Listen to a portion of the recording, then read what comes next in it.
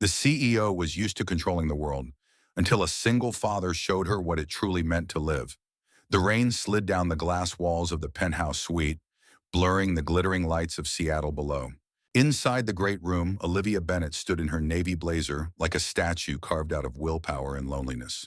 Her brown eyes carried the fatigue of yet another evening that had gone wrong, and her carefully styled dark hair seemed too heavy for her shoulders. The hall she had rented in one of the most prestigious hotels in the city was still full of uneaten food and untouched wine glasses. White tablecloths and crystal centerpieces glimmered like accusations. She had invited dozens of guests, partners, acquaintances, even so-called friends, but in the end most had not shown. A few had appeared only long enough to offer stiff smiles before slipping away, muttering something about traffic or sudden business. Olivia had smiled her practiced smile, shaken the right hands and kept her back straight, though every minute felt like another stone pressing against her chest. The event was supposed to be a celebration, a fundraiser for her Youth Tech Center project, her attempt to build something meaningful outside of her father's empire. She had told herself it would prove she was more than Victor Bennett's daughter, more than a title on a door.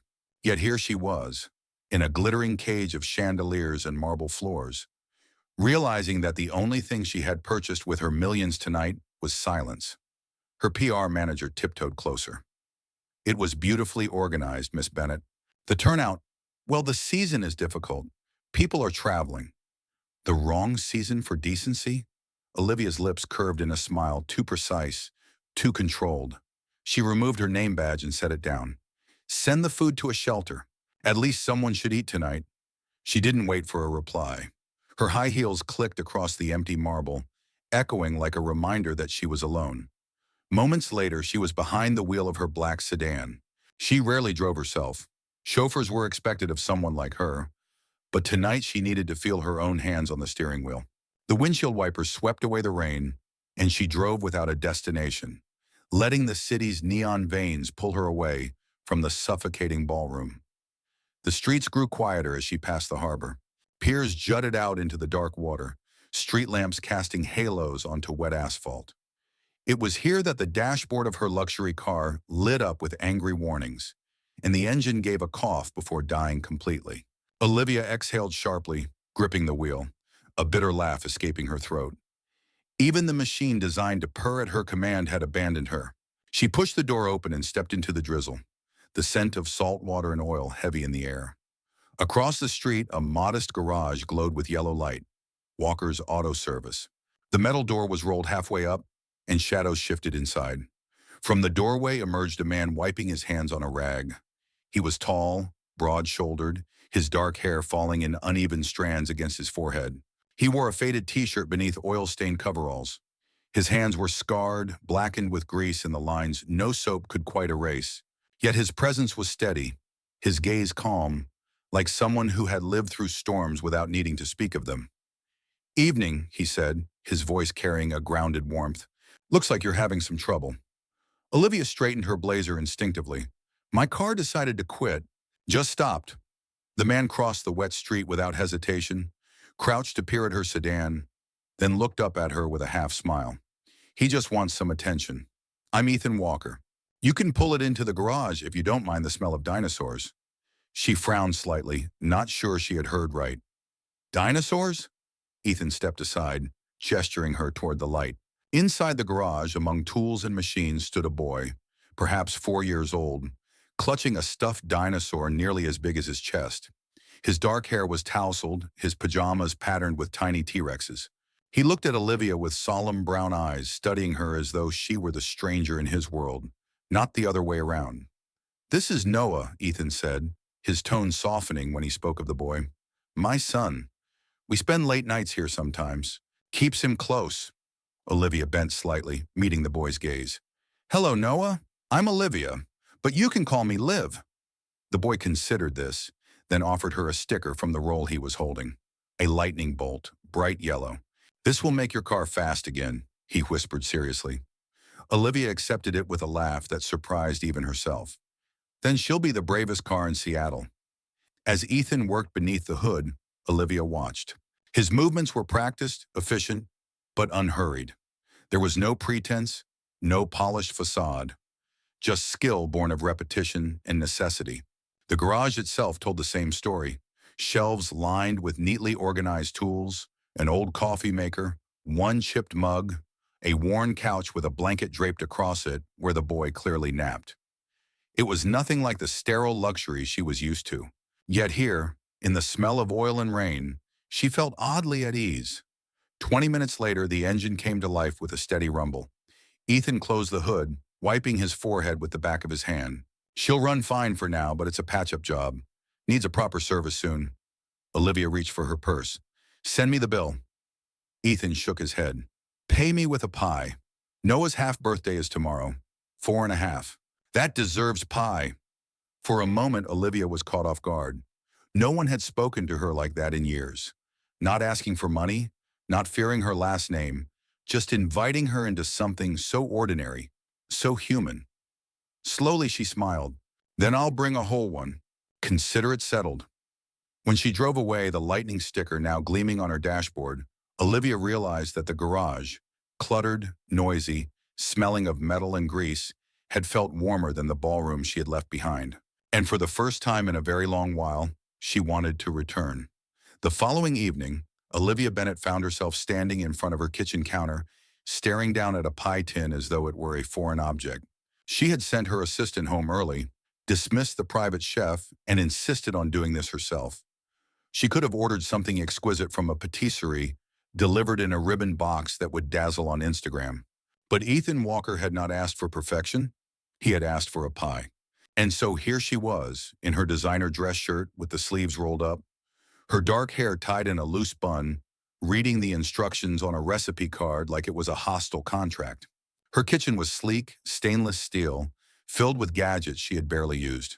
The oven beeped obediently as she preheated it, but everything else felt awkward in her hands.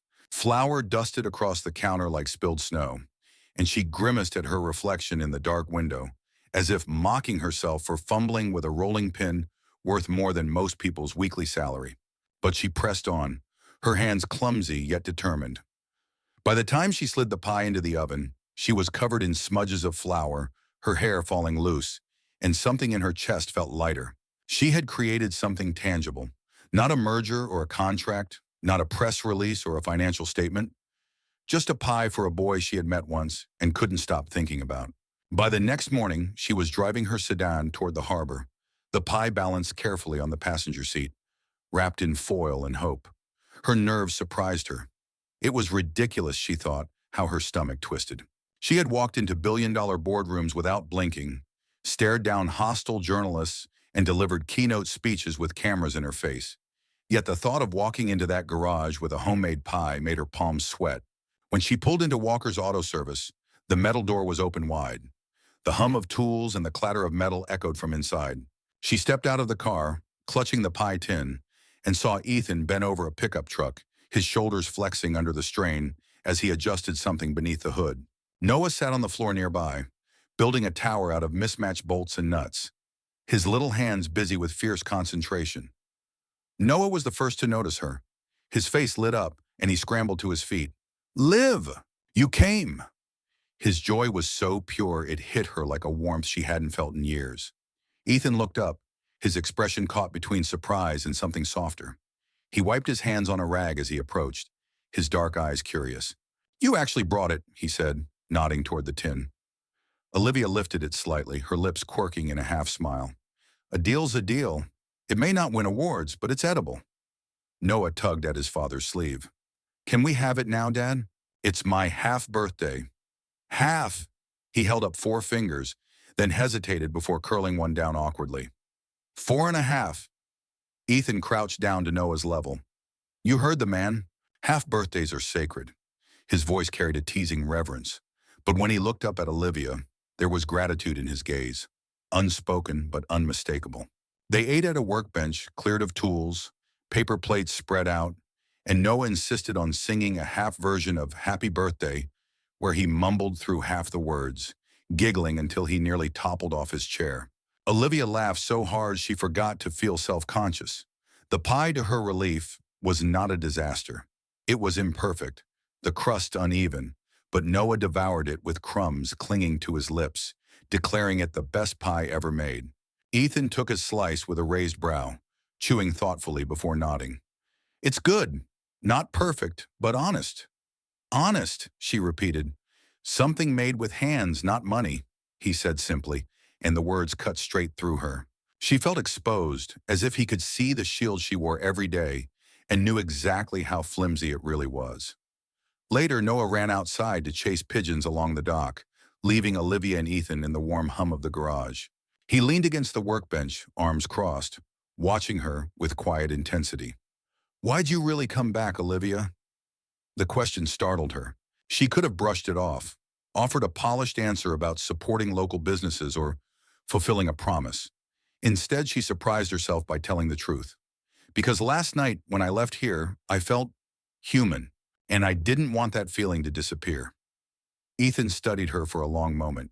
His expression didn't change much, but his eyes softened, and for a fleeting second, she saw something raw, something lonely that mirrored her own. He glanced toward the open door, where Noah's laughter rang out like a bell. He hasn't had a lot of people stick around, he said quietly. Neither have I. Olivia swallowed, her throat tight. Neither have I. They stood there, two people from different worlds, the silence between them thick with possibility. Outside, Noah called her name, waving for her to join his game. She stepped out onto the dock, heels clicking against the wet wood, and let the boy press a second lightning sticker onto her jacket. Now you're fast too, Noah announced proudly. Olivia laughed, the sound carried by the sea breeze. For the first time in years, she wasn't Olivia Bennett, the millionaire CEO's daughter, the woman who could buy silence and respect but never love. She was just Liv, wearing a lightning sticker, holding the edges of something that might become a family. And Ethan watched her with a look he couldn't quite hide, one that said he, too, was beginning to believe in impossible things. The rain had rolled in heavy that Friday evening, turning the sky over the harbor into a dull sheet of steel. Olivia sat in her office at Bennett Enterprises, floor-to-ceiling windows framing the storm, though her eyes weren't on the skyline.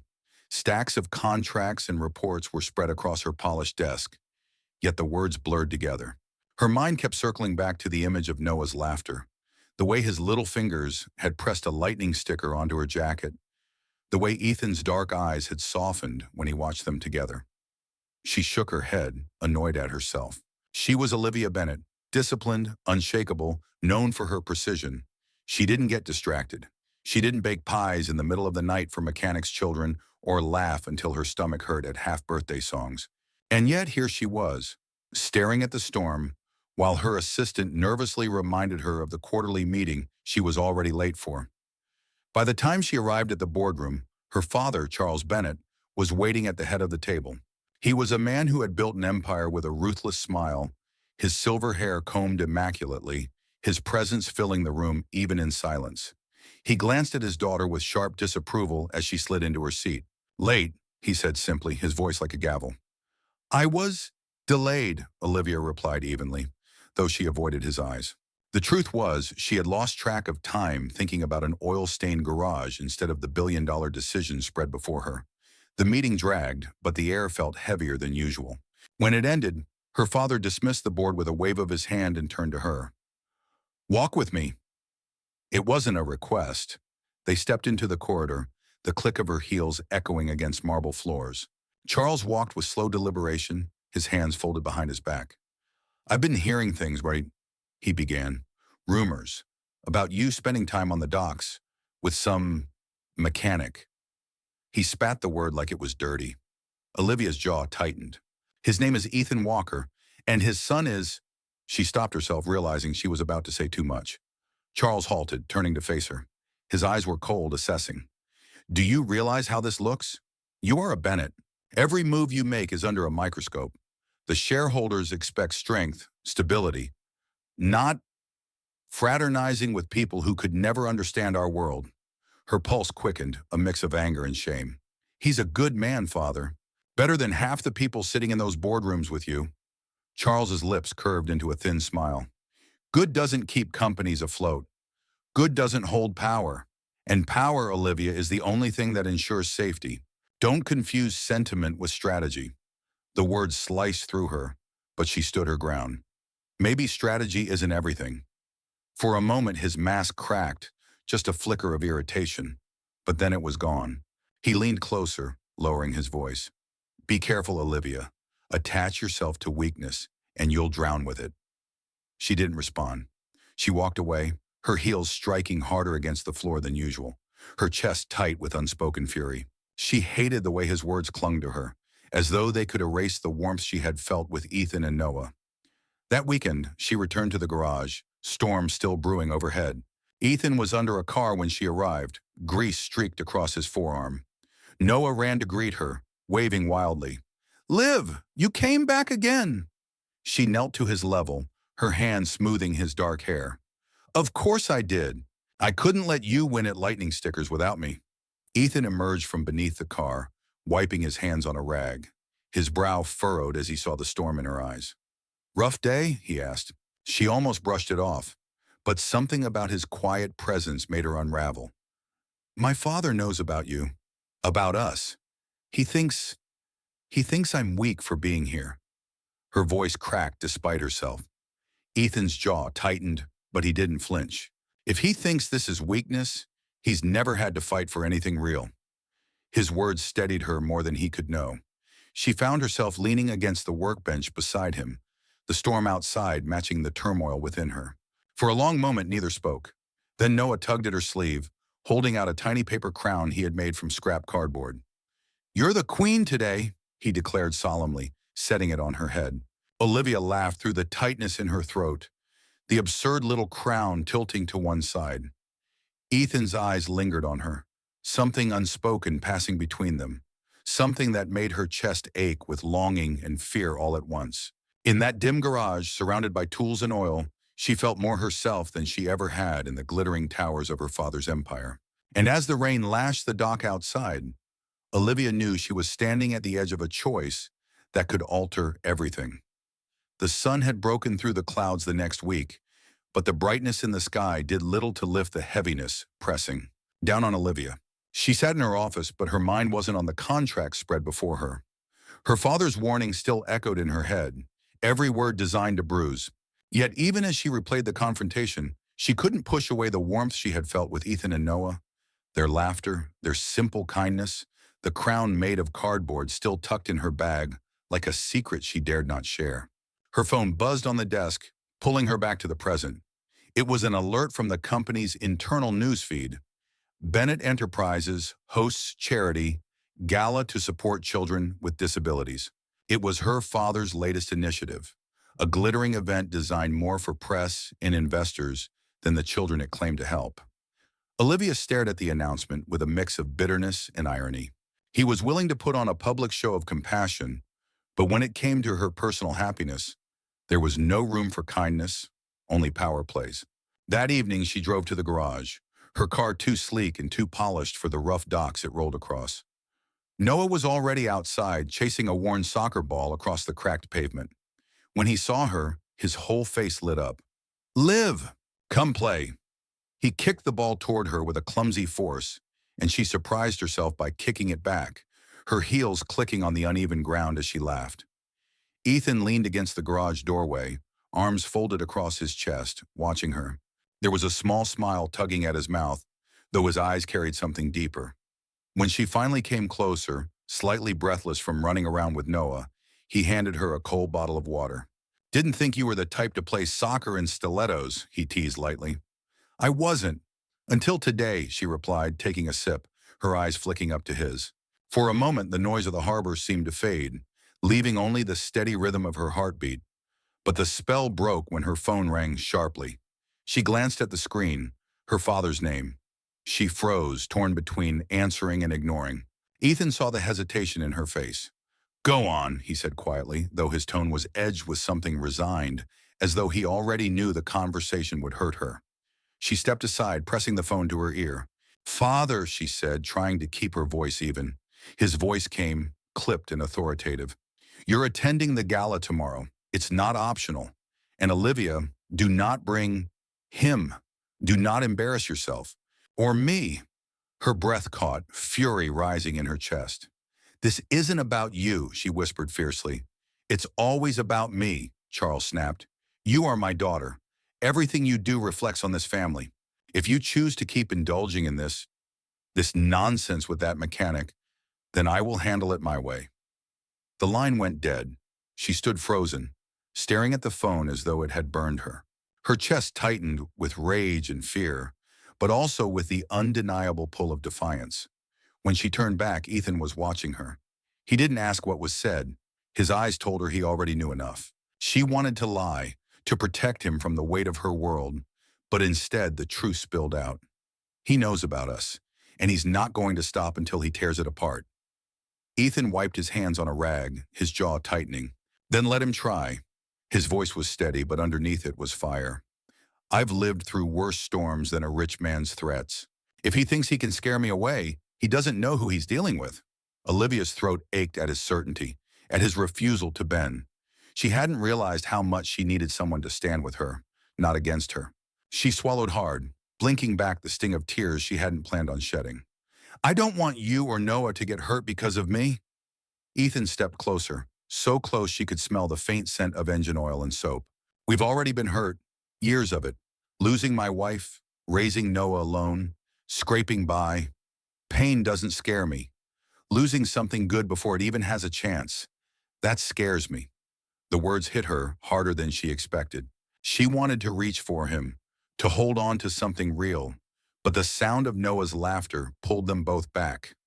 He was running circles around the car, his giggles echoing across the dock, oblivious to the storm building between the adults. That night, Olivia sat awake in her penthouse, the city lights flickering outside her window. On her desk lay two invitations, the glossy gold-trimmed card for the gala and a crumpled paper crown with Noah's fingerprints still smudged along the edge.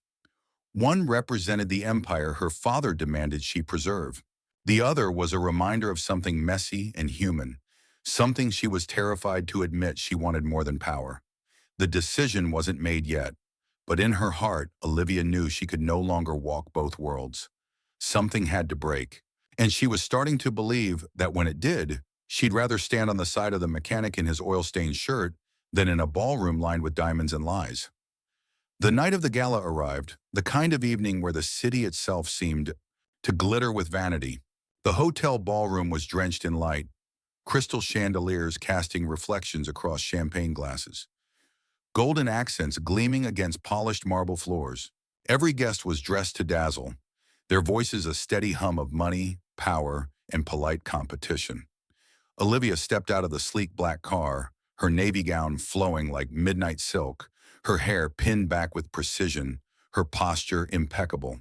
To the untrained eye, she was the very image of a daughter of fortune, born and bred for the stage her father had built. But inside, she was a storm barely contained, every step forward weighted by the memory of Ethan's voice. "Then let him try." She entered the ballroom under a cascade of camera flashes, her father at her side, towering with pride. Charles Bennett was a man who carried power like an aura, and tonight he wielded it mercilessly. His hand rested on Olivia's arm with a possessive grip, his smile wide for the press, his whispers sharp and venomous only for her. "Remember why you're here. No distractions. Tonight you are my daughter, not a liability." Olivia kept her chin high, but her gaze drifted restlessly across the room.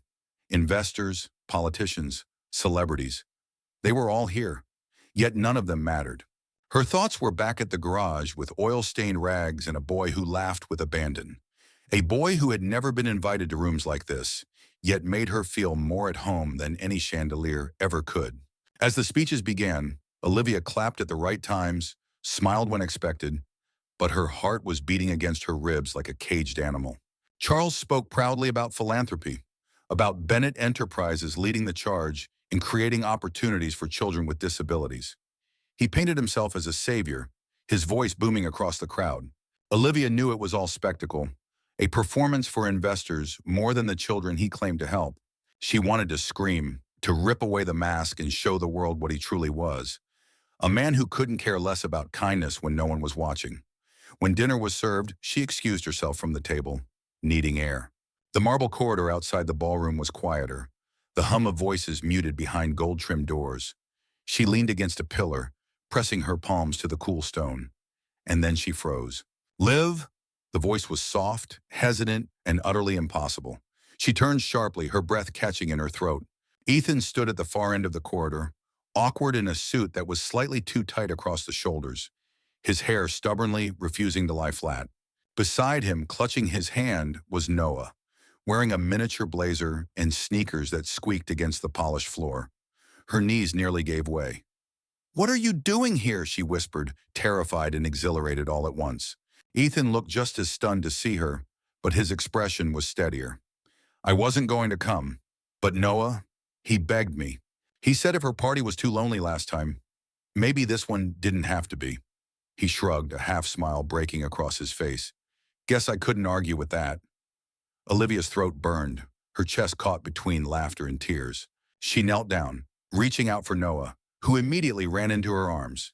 He smelled of soap and sugar cookies, his small hands wrapping around her neck with trust that melted every wall inside her. "I'm so glad you're here," she murmured into his hair before glancing up at Ethan. Her eyes shone.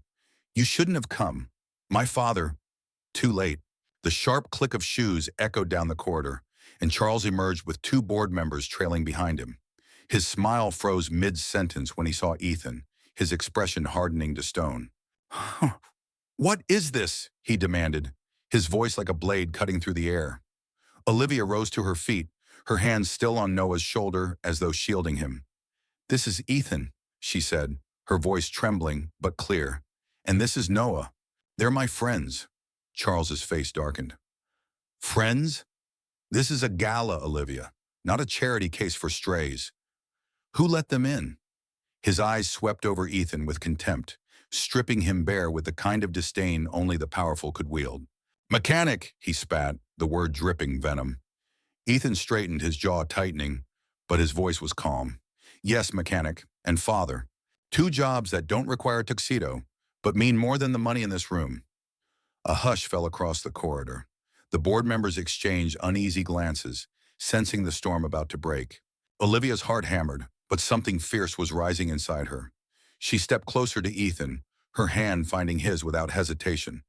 "They belong here more than half the people in that room," she said, her voice strong now, defiant. Charles's eyes narrowed, his fury barely leashed. "You think you're in love, Olivia? With this man? Do you understand what you're throwing away? The company, the fortune, everything I've built for you." Olivia squeezed Ethan's hand, her decision solidifying like steel. "What you built was a cage, and I'm done living in it." The silence that followed was deafening. Charles's face twisted, but before he could lash out again, Noah tugged at Olivia's dress and whispered loudly enough for everyone to hear, "Miss Liv, can we go back to playing soccer after this?" The innocence of the request broke the tension like glass shattering. Olivia laughed, genuine, free, unstoppable.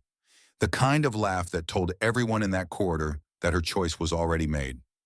Charles turned away, humiliated, his voice low and cold. "Then you are no daughter of mine." But Olivia didn't flinch. With Ethan's hand in hers and Noah's small fingers wrapped around her skirt, she finally felt like something she had never known before. Whole. The morning after the gala was a storm Olivia could not have prepared for. She woke to the shrill vibration of her phone on the nightstand, dozens of notifications piling up in an endless stream. News outlets had already plastered headlines across every business section and gossip column. Heiress walks out on father's legacy. Millionaire's daughter chooses mechanic over millions. And worst of all, Bennett empire in crisis as daughter. Defies CEO at gala. Photographs of her hand in Ethan's, Noah clinging to her side, were already viral. To some, she looked brave. To others, foolish. And to her father's investors, she was a liability. Her penthouse felt colder than usual, the walls echoing with silence. She set the phone face down, refusing to read another cruel comment, but the weight of her decision pressed against her ribs. She had chosen Ethan, chosen freedom, but the cost was only just beginning to reveal itself. Later that morning, her assistant called in a panic, relaying that board members were demanding explanations. The company's shares had already taken a dip. Rumors swirled about Charles disinheriting her completely. Olivia pressed her hand against her forehead, steadying herself. She had known this would happen. What she hadn't known was how suffocating it would feel to see the walls of her old life close so quickly. Ethan arrived that afternoon, his clothes still marked faintly with the grease of his morning at the garage. He brought Noah, who carried a toy car in one hand and a crumpled drawing in the other. The boy ran to Olivia, proudly holding up the picture, a family of three smiling under a bright yellow sun. The paper was crooked, the crayon lines messy, but Olivia's throat tightened as if it were the most beautiful artwork she'd ever seen. Ethan studied her face, noticing the exhaustion in her eyes. "I saw the news," he said quietly. "They're tearing you apart." She exhaled, a fragile laugh escaping her. "It feels like the whole world is against me." He shook his head, stepping closer. "Not the whole world. You've got me. And you've got Noah." For a moment, the tension cracked, and Olivia allowed herself to lean into him, her head resting against his chest. She felt his steady heartbeat, the anchor she desperately needed. Still, her voice was a whisper when she asked, "Do you think I made a mistake?" Ethan tilted her chin upward so her eyes met his. "The only mistake would have been staying with people who see you as property instead of a person. You didn't lose your world, Olivia. You finally found it." Their closeness deepened in that quiet moment, a fragile intimacy budding between them. But reality was not forgiving. By evening, Olivia's father had issued a public statement. He declared that Bennett Enterprises was a family legacy, not a playground for rebellion, and that his daughter's reckless actions had forced him to distance the company from her entirely. Her inheritance was frozen. Her position within the firm was revoked. She had been cut out surgically without hesitation. The news hit her like a blow, though she had expected nothing less. Still, she felt her knees weaken as she sat at her kitchen table, staring blankly at the statement on her laptop screen. Her father had erased her as easily as deleting a name from a list. Ethan, who had stayed by her side through the entire announcement, placed his rough, calloused hand over hers. "He can take your money, he can take your title, but he can't take who you are. And he sure as hell can't take what we're building here." Olivia looked at him, at Noah stacking toy cars on the table between them, at the fragile but undeniable bond that was forming. For the first time, the idea of family didn't feel like a business transaction or an empty word tossed out in speeches. It felt real, raw, and hers. The days that followed were relentless. Paparazzi trailed her every move. Tabloids speculated about her affair with the mechanic, and investors pushed harder for Charles to clean up the Bennett brand. Olivia was invited to televised interviews where she was expected to apologize, to disown Ethan and Noah for the sake of public image. She refused every one of them. Each refusal deepened the divide between her and her old world, but each one also strengthened her resolve. One night, after a particularly vicious article labeled her the disgrace of high society, Olivia sat in Ethan's modest living room, surrounded by mismatched furniture and the smell of motor oil that lingered on his clothes. She looked at Noah asleep on the couch, his small body curled under a blanket, and then at Ethan, who was quietly repairing a broken lamp at the table. "This," she said softly, her voice breaking, "feels more like home than anything I've ever had." Ethan set down the lamp and met her eyes. His gaze was steady, unwavering. "Because it is. Money doesn't make home, Olivia. People do." Her chest tightened, tears threatening, but she smiled through them. For years, she had been told that happiness could be bought, negotiated, or earned through sacrifice. But sitting there in the soft hum of Ethan's home, she realized happiness had never been something to chase. It was something you found in the most unexpected places, in a mechanic's laugh, in a child's crayon drawing, in a simple life she had once thought beneath her. And though the world outside called it a scandal, Olivia knew in her bones that what was growing between the three of them was nothing less than a miracle. The storm did not pass. It only grew darker. By the time Olivia stepped out of Ethan's small house one morning to drive to the grocery store, the street outside was already lined with cameras. Flashes blinded her as a crowd of reporters shouted questions like daggers. "Did you betray your father for a mechanic? Are you throwing away millions for love? Is this just a rebellion or is it real?" She shielded her face with her hand, heart pounding, but she forced herself to walk forward with her head high. Every step was a battle against fear. Inside the store, people whispered. Some stared with open contempt, others with pity, and a few with admiration. Olivia felt the weight of every glance, every hushed voice. She picked up the few items she needed, trying to ignore the stares, until she noticed a young cashier with trembling hands bagging her groceries. The girl's voice cracked as she whispered, I, I think you're brave. Olivia looked up, surprised, and saw sincerity in the girl's eyes. That small kindness in the middle of so much hostility cracked the wall of despair inside her. When she returned to Ethan's, she found him pacing the kitchen, phone pressed to his ear. His jaw was tight, his knuckles white. He ended the call abruptly, tossing the phone on the counter. That was my landlord, he muttered. Said the press is harassing the building, tenants are complaining, and he's thinking of asking me to leave if it doesn't stop. Olivia's heart sank. Because of me. Ethan shook his head sharply. Because of them. Because people can't mind their damn business. He turned, his eyes meeting hers. I knew being close to you would bring noise, Olivia.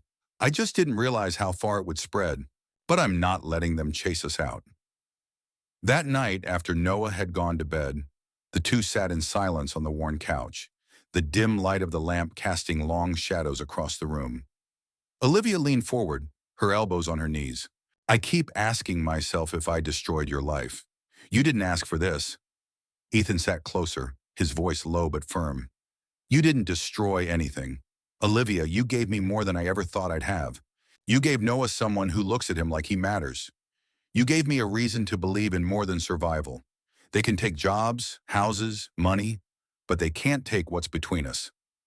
She looked at him, her throat tight, eyes burning.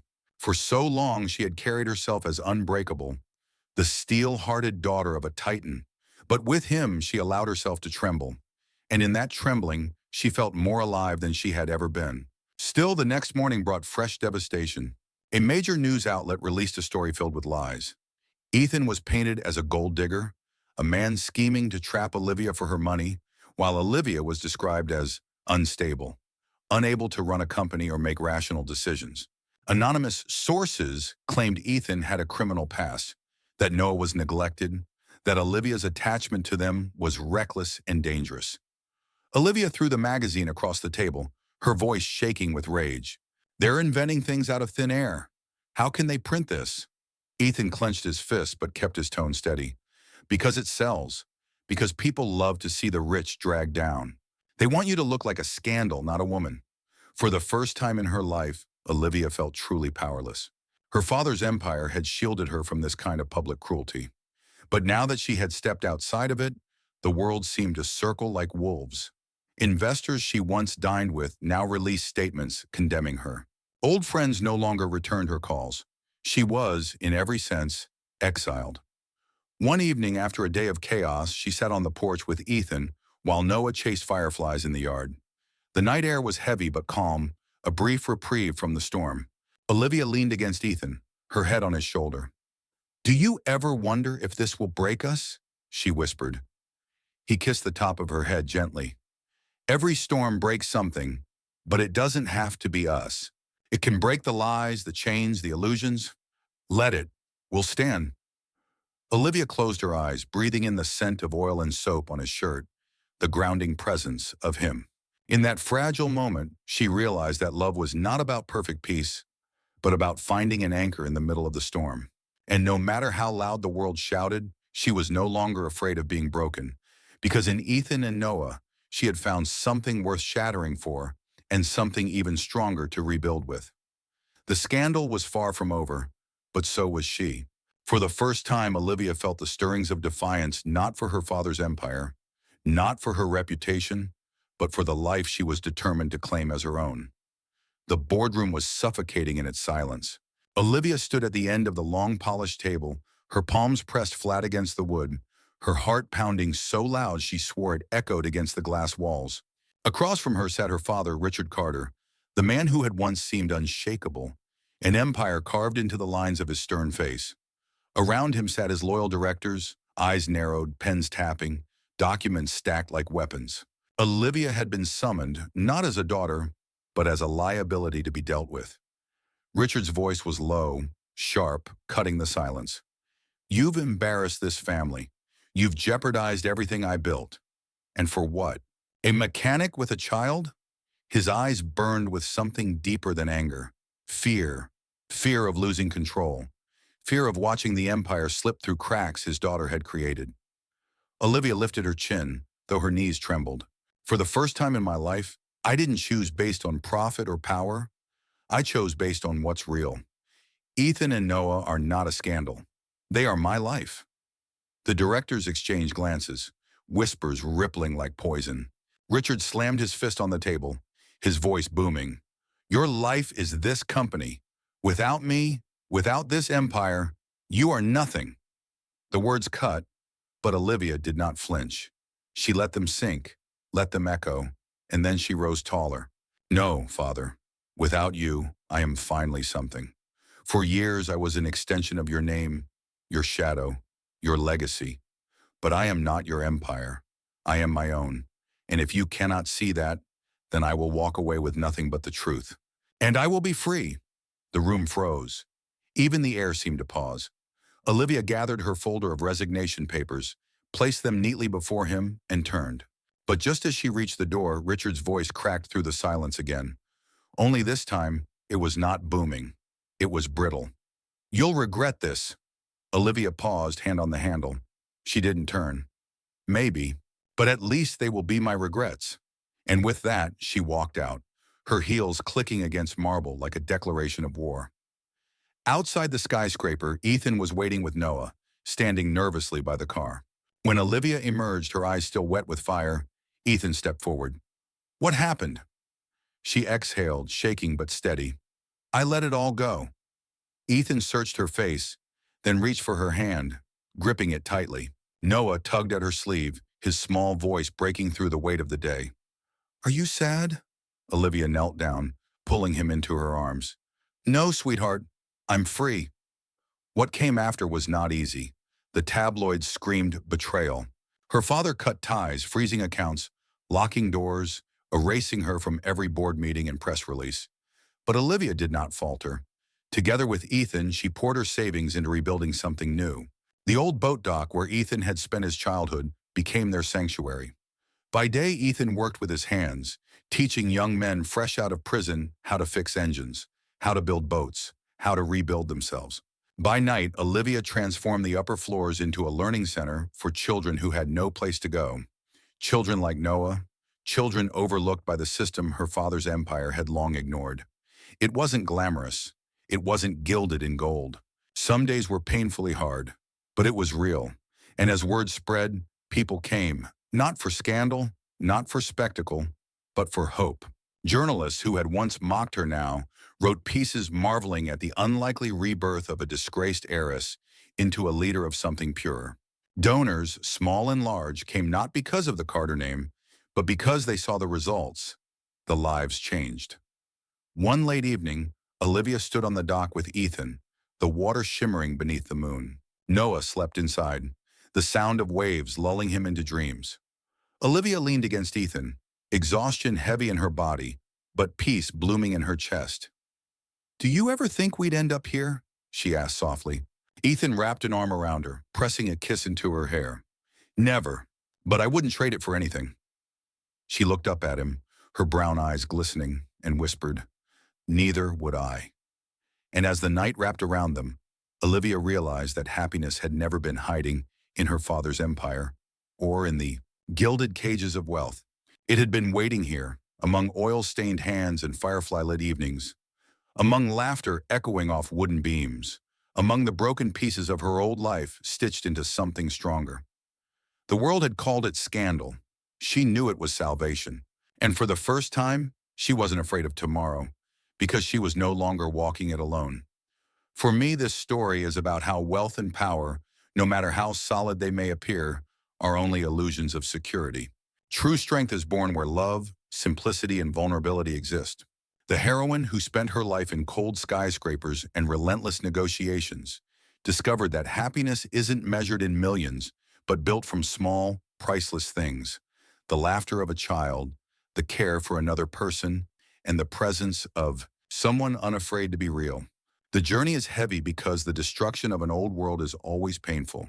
Betrayal from family, judgment from society, the fear of losing everything. But that's what makes the ending so shocking and inspiring. Rather than chasing another version of success, she chose freedom and love. And in that choice lies her true victory. To me, it's a reminder that sometimes you must lose everything to finally find what matters most. And those are the stories I love, where pain transforms into light and an unexpected encounter reshapes not only the character's destinies, but also leaves a mark on the reader's heart.